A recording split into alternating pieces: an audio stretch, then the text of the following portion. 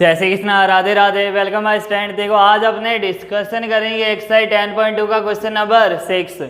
देखो लिखा है the length of a tangent from a point A at distance 5 centimetre from the centre of the circle is 4 centimetre. Find the radius of the circle. हमें क्या find करना है? Radius of the circle. लिखा है question एक बिंदु ए से जो एक वृत्त के केंद्र से 5 सेंटीमीटर की दूरी पर है। वृत्त पर स्पर्श रेखा की लंबाई 4 सेंटीमीटर, वृत्त की त्रिज्या ज्ञात कीजिए।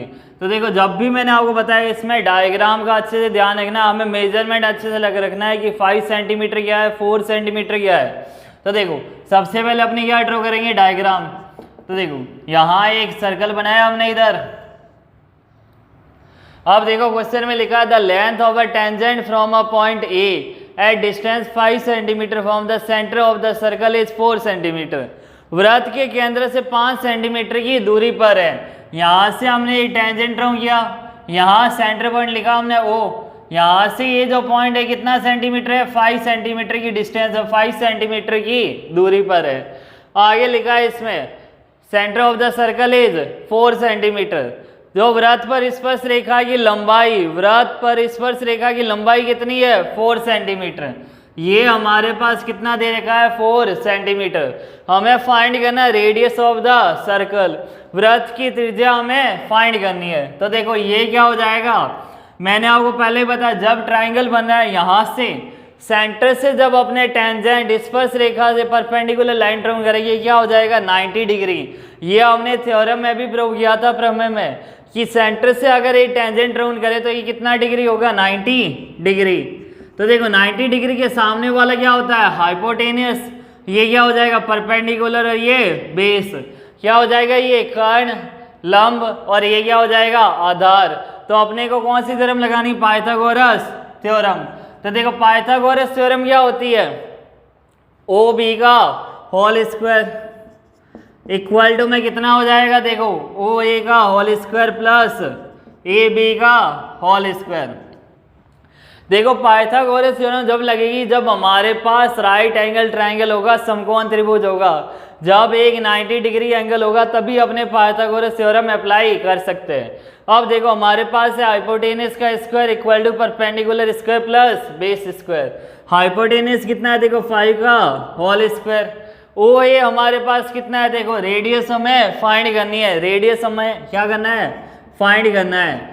ए बी का होल स्क्वायर कितना है? 4 सेंटीमीटर। कितना हो जाएगा? 4 का होल स्क्वायर। 5 का स्क्वायर कितना हुआ? 25। यहाँ कितना हो जाएगा? आर का स्क्वायर प्लस 4 का स्क्वायर कितना होगा? 16। इस 16 को अपने यहाँ ले आएंगे क्या हो जाएगा? देखो R square equal to 25 minus 16। तो आर स्क्वायर हमारे पास कितना आ गया? 9। जब इसके फैक्टर निकालेंगे कितना आ जाएगा? 3 मल्टीप्लाई 3। तो देखो इनमें से एक पेयर हमने कॉमन लिया, कितना आंसर आ गया? 3 सेंटीमीटर। देखो अच्छे से क्वेश्चन में ध्यान रखना, अगर आपने मेजरमेंट में गलती कर दी ना 5 4 लिखने में तो हमारा आंसर डायग्राम से गलत होना स्टार्ट हो जाएगा और आंसर मैच होगा ही नहीं फिर आगे कभी। देखो the length of a tangent from a point A at a distance 5 centimetre from the centre. Centre से 5 सेंटीमीटर, ये ध्यान रखना। आगे लिखा था of the circle is 4 centimetre. और वहां से ये सेंटर, यहाँ सर्कल पे टच हो रहा है कितना सेंटीमीटर? 4 सेंटीमीटर। यहाँ लिखा था एक बिंदु ए से जो एक वृत्त के केंद्र से 5 सेंटीमीटर की दूरी पर है। केंद्र से कितनी दूरी पर है? 5 सेंटीमीटर की दूरी पर है। वृत्त पर स्पर्श रेखा टेंजेंट स्पर्श रेखा की लंबाई कितनी है? 4 सेंटीमीटर। हमें क्या फाइंड करना था? वृत्त की त्रिज्या। तो अब यहाँ देखो यहाँ 90 डिग्री का एंगल बना तो अपने क्या लिया? Pythagoras theorem. पाइथागोरस थ्योरम क्या होती है? हाइपोटेनस का whole square equal to perpendicular square plus base square. कर्ण का स्क्वायर इक्वल टू लंब स्क्वायर प्लस आधार स्क्वायर। तो देखो 5 का होल स्क्वायर इक्वल टू कितना हुआ? आर स्क्वायर प्लस 4 का स्क्वायर। 5 का स्क्वायर कितना होता है? 25 equal to R square plus 16। यहाँ जो आर हमने लिया वो आर क्या है? रेडियस। यहाँ आर क्या है? देखो रेडियस। क्या बोलेंगे अपने? त्रिज्या। क्या फाइंड किया हमने? त्रिज्या।